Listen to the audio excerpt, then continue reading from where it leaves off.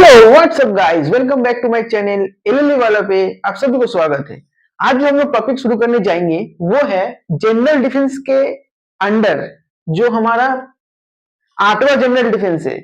Law of taught के अंदर जो जनरल डिफेंस का टॉपिक शुरू कर चुके थे हम लोग, उसके अंदर में जो लास्ट यानी कि 8वां जो जनरल डिफेंस है जो कि है प्राइवेट डिफेंस, उसको हम लोग आज इस वीडियो में डिटेल में समझेंगे बहुत ही अच्छी तरीके से, ठीक है ना। और इससे पहले हम लोग और भी सारे जनरल डिफेंस को कंप्लीट कर चुके हैं बहुत ही अच्छी तरीके से, और लॉ ऑफ टॉट के सीरीज को हम लोग शुरू कर चुके हैं। और लॉ ऑफ टॉट के अंदर हम लोग बहुत सारे टॉपिक को कवर कर चुके हैं और कवर करेंगे। उसी के साथ साइमल्टेनियसली हम लोग लॉ ऑफ कॉन्ट्रैक्ट को भी स्टार्ट कर चुके हैं और उसको भी हम लोग धीरे धीरे कंप्लीट कर रहे हैं और बहुत सारे टॉपिक कंप्लीट भी हो चुके हैं। तो आज का जो वीडियो है प्राइवेट डिफेंस, उसको हम लोग डिस्कस करेंगे। तो वीडियो को शुरू करने से पहले मैं बताना चाहता हूं कि अगर वीडियो आप लोगों को अच्छा लगे तो मुझे सपोर्ट करना, यानी कि मेरे चैनल को सब्सक्राइब करना, लाइक करना और बेल आइकन को दबाना ताकि हर एक वीडियो का नोटिफिकेशन सबसे पहले आप लोगों के पास पहुंचे। ठीक है दोस्तों, तो चलो आज के टॉपिक को स्टार्ट करते हैं, प्राइवेट डिफेंस। तो दोस्तों, प्राइवेट डिफेंस, इससे आप लोग को सभी को पता है कि प्राइवेट डिफेंस क्या होता है। मुझे लगता है कि बहुत सारे बच्चों को पहले से पता है कि प्राइवेट डिफेंस का मतलब क्या होता है। अगर नहीं भी पता है तो मैं तुम लोग को आज बताता हूं।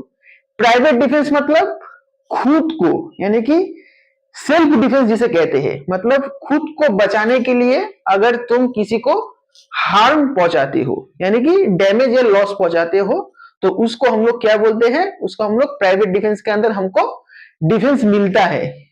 ठीक है ना। अगर मेरी जान का कोई खतरा है, अगर कोई मुझे मारने आ रहा है, तो मैं अपनी जान को बचाने के लिए मैं दूसरों को उसको मैं हार्म पहुंचा सकता हूं ताकि वो मुझे ना मारे।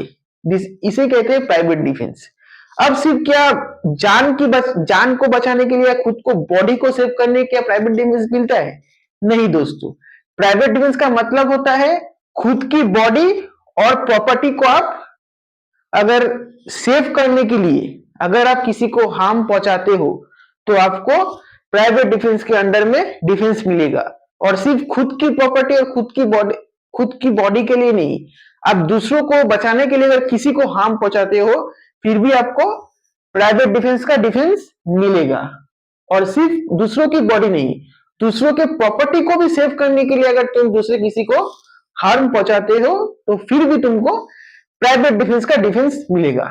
एग्जांपल दूं मैं, सपोज तुम लोग समझ लो कि तुम्हारे घर के सामने तुम्हारे पड़ोसी का क्या खड़ा है, जो पड़ोसी होते हैं उसका एक स्कूटी खड़ा है। तो तुम देख रहे हो कि एक बंदा उस स्कूटी को चुराने के लिए आ रहा है, उस स्कूटी को चुराने के लिए आ रहा है।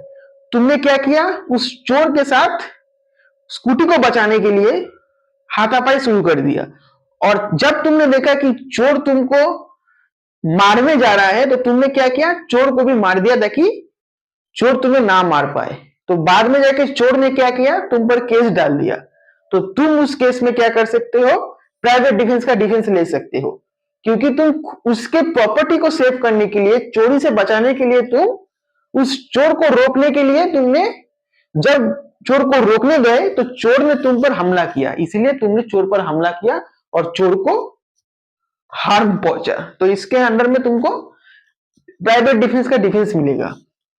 तो हम लोग यहाँ पे क्या क्या समझे, प्राइवेट डिफेंस बॉडी के लिए भी हो सकता है और प्रॉपर्टी के लिए भी हो सकता है। किसके लिए, किस किस के लिए हो सकता है, खुद की बॉडी या दूसरों की बॉडी को सेव करने के लिए अगर मैं किसी को हार्म पहुंचाता हूं तो फिर भी मुझे प्राइवेट डिफेंस का डिफेंस मिलेगा। और खुद की प्रॉपर्टी और दूसरे के प्रॉपर्टी को सेव करने के लिए अगर मैं किसी को हार्म पहुंचाता हूं तो फिर भी मुझे प्राइवेट डिफेंस का डिफेंस मिलेगा। क्लियर है सबको प्राइवेट डिफेंस का मतलब? अब मैं थोड़ा क्रिमिनल सेंस में बता दूं तुम लोग को। क्रिमिनल सेंस में जो प्राइवेट डिफेंस है ये लॉ ऑफ टॉट के अंदर तो है, लेकिन क्रिमिनल सेंस के अंदर भी होता है। तो क्रिमिनल सेंस के अंदर जो आईपीसी सेक्शन हमारा 96 से 106 तक जो सेक्शन है वो हमें प्राइवेट डिफेंस के बारे में बताता है। कौन सा सेक्शन? IPC section 96(2). 96 टू 106 तक, 106 तक हमें क्या बताता है? आईपीसी सेक्शन 96 टू 106 तक हमें प्राइवेट डिफेंस के बारे में बताता है, जो पुराना सब्सटेंटिव लॉ था। अब नया जो हमारा लॉ है, यानी कि भारतीय न्याय संहिता, उसमें सेक्शन 34 टू सेक्शन 44 हमें क्या बताता है? प्राइवेट डिफेंस के बारे में बताता है। इस दोनों को याद कर लेना, दोनों की जरूरत है, ठीक है ना। आईपीसी सेक्शन 96 टू 106 क्या बताता है?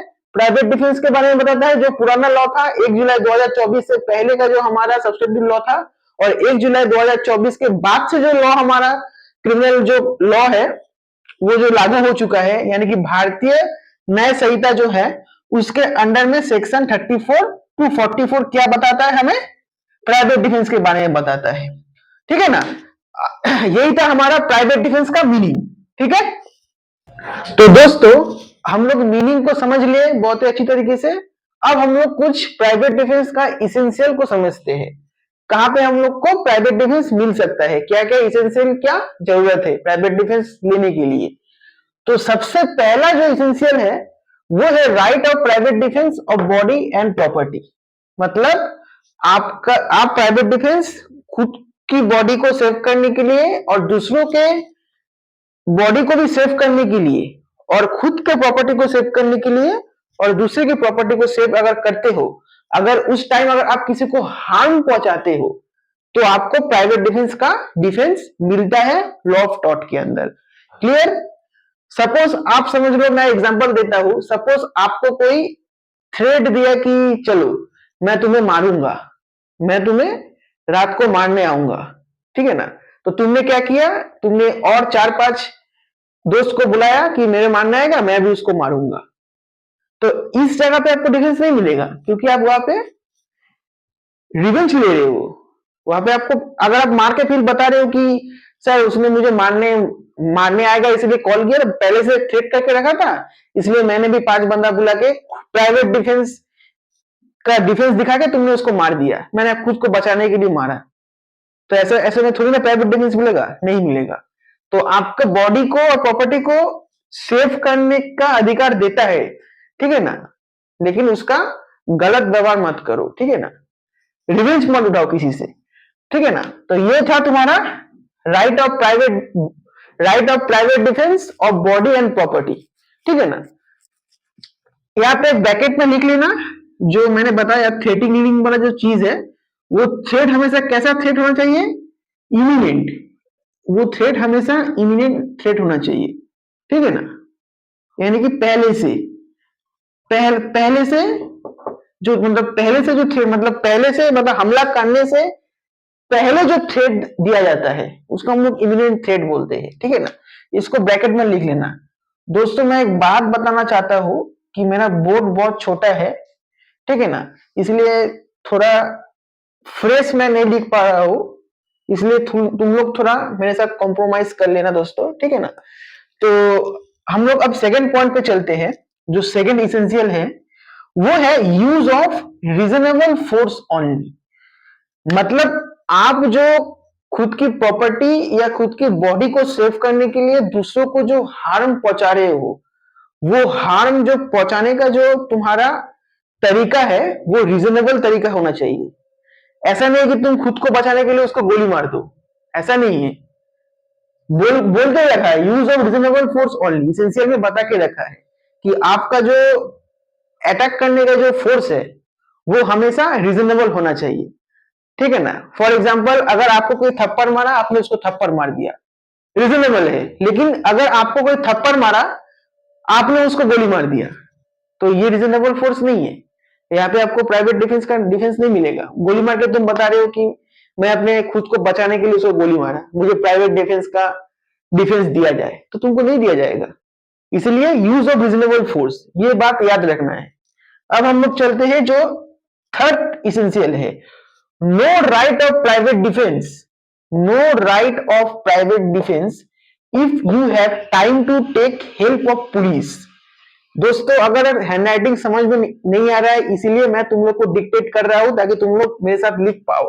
अगर हैंडराइटिंग किसी को समझ में नहीं आ रहा है तो फिर से रिपीट करता हूं, थर्ड जो इसेंशियल है, no right of private defence if you have time to take help of police. मतलब आपको प्राइवेट डिफेंस नहीं मिलेगा अगर आपके पास टाइम रहता है पुलिस को इन्फॉर्म करने के लिए, पुलिस से हेल्प लेने के लिए। सपोज ऐसा हुआ कि तुमको कोई थ्रेट किया कि मैं तुमको तुम्हारे घर में रात को मैं तुमको मारने के लिए आऊंगा रात को।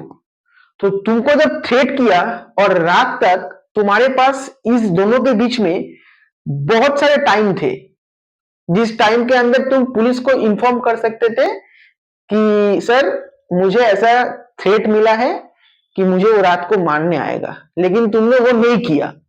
तुमने क्या किया, तुमने उसको मारने के लिए कुछ जुगाड़ लगाया कि मैं उसको मारूंगा, गन वगैरह किसी से ले लिया, डंडा वगैरह किसी से ले लिया, हॉकी स्टिक वगैरह किसी से ले लिया कि वो रात को मारने आएगा तो मैं भी उसको इतना मारूंगा, मार के फिर अगर वो केस डालता है तो मैं कोर्ट में जाकर प्राइवेट डिफेंस का केस डिफेंस लूंगा।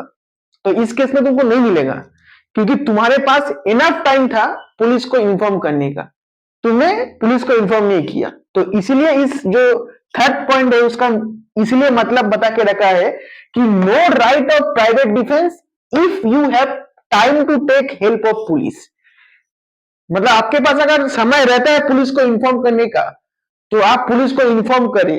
अगर नहीं करते हो, नहीं करके अगर तुम दूसरे किसी को हार्म पहुंचाते हो और फिर कोर्ट में जाके बोलते हो कि मैंने प्राइवेट डिफेंस के लिए खुद को सेव करने के लिए मैंने उसको हार्म पहुंचाया, तो आपको डिफेंस नहीं मिलेगा। क्लियर? फोर्थ पॉइंट पे आ जाओ। Right to private defence does not include right to take revenge. सबसे बड़ी इंपॉर्टेंट वाली बात है आज की जनरेशन वालों के लिए, सबसे वाली इंपॉर्टेंट पॉइंट है आज के जनरेशन वालों के लिए। क्या पॉइंट है? Right to private defence does not include right to revenge. Right to private defence का मतलब ये नहीं है कि तुम किसी से बदला ले लो। राइट टू प्राइवेट डिफेंस का मतलब नहीं है कि तुम किसी से बदला ले लो। You have no right to revenge. तुमको कॉन्स्टिट्यूशन राइट टू रिवेंज का राइट नहीं देता है तुमको रिवेंज लेने का किसी से, ठीक है ना। वो तुमको प्राइवेट डिफेंस का राइट देता है लेकिन तुमको रिवेंज का राइट नहीं देता है। तुमको कानून का सहायता लो। तुम किसी को तुमको कोई थप्पड़ मारा तुम दूसरे दिन जाकर उसको थप्पड़ मार दिए, this is not a right to private defence, ठीक है ना। तो इसीलिए इस लाइन का मतलब यही है कि right to private defence does not include right to take revenge, ठीक है। बदला मत लो। तुमको कोई थप्पड़ मारा है तुम उसको कल जाके गोली मत मार दो। तब तुमको अगर तुम गोली मार देते हो उसको, तुमको आज कोई पीट दिया, तुम कल फिर 2 दिन बाद दो तीन चार लड़के को लेके उसको इतना पीटे कि वो मरने के लायक बन गया। तो फिर अगर उसका घर वाला तुम्हारे ऊपर केस डालता है तो तुम क्या बताओगे कि मैंने प्राइवेट डिफेंस मुझे दे दो क्योंकि उसने मुझे मारा था इसलिए मैंने खुद को बचाने के उसको मारा। नहीं, ये राइट टू टेक रिवेंज हो गया। तो राइट टू टेक रिवेंज अगर लेने जाओगे तो राइट टू प्राइवेट डिफेंस को नहीं मिलेगा। क्लियर? ये बात दिमाग में रखना सब कोई। तो यही था प्राइवेट डिफेंस का इसेंशियल और यही था प्राइवेट डिफेंस का कॉन्सेप्ट। अगर तुमको इसके रिगार्डिंग नोट्स चाहिए तो मुझे मैं डिस्क्रिप्शन बॉक्स में जो नंबर दे दूंगा व्हाट्सएप उसमें टेक्स्ट करना, टॉपिक का नाम बताना, मैं तुम्हें विथ फ्री ऑफ कॉस्ट मैं तुम्हें नोट्स प्रोवाइड कर दूंगा। क्लियर सबको? तो वीडियो को खत्म करते हैं। नेक्स्ट वीडियो में बहुत जल्दी हम लोग लौटेंगे इसी चैनल पे। चैनल को सब्सक्राइब करना, बेल आइकन को दबा देना और लाइक करना ताकि हर एक वीडियो का नोटिफिकेशन सबसे पहले तुम लोग के पास पहुंचे। Thank you so much.